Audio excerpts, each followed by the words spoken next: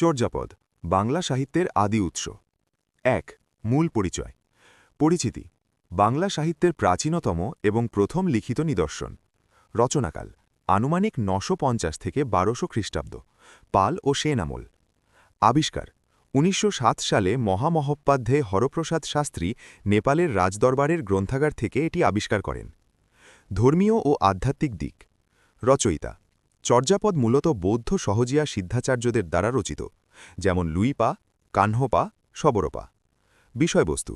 এটি মূলত বৌদ্ধ সহজ্ঞান সম্প্রদায়ের গোপন সাধনার গান তত্ত্ব এতে রূপকের মাধ্যমে মানবদেহের ভেতরে সাধনার গভীর তত্ত্বকথা আলোচনা করা হয়েছে তৎকালীন সমাজচিত্র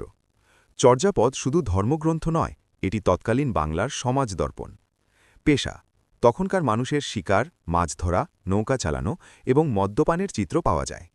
সংস্কৃতি ডোম চণ্ডালসহ নিম্নবর্গের মানুষের জীবনযাত্রার করুণ চিত্র ফুটে উঠেছে পরিবহন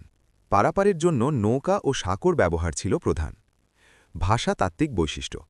সন্ধ্যা ভাষা চর্যাপদের ভাষাকে সন্ধ্যা ভাষা বা আলো আধারী ভাষা বলা হয় কিছু বোঝা যায় কিছু বোঝা যায় না বাংলা ভাষার জন্ম এতে আধুনিক বাংলার প্রাথমিক ব্যাকরণগত রূপ এবং শব্দভাণ্ডারের শেকড় খুঁজে পাওয়া যায় সার কথা চর্যাপদ আমাদের ভাষাগত ঐতিহ্যের প্রথম স্বাক্ষর এবং হাজার বছরের পুরনো বাঙালি সংস্কৃতির এক অমূল্য দলিল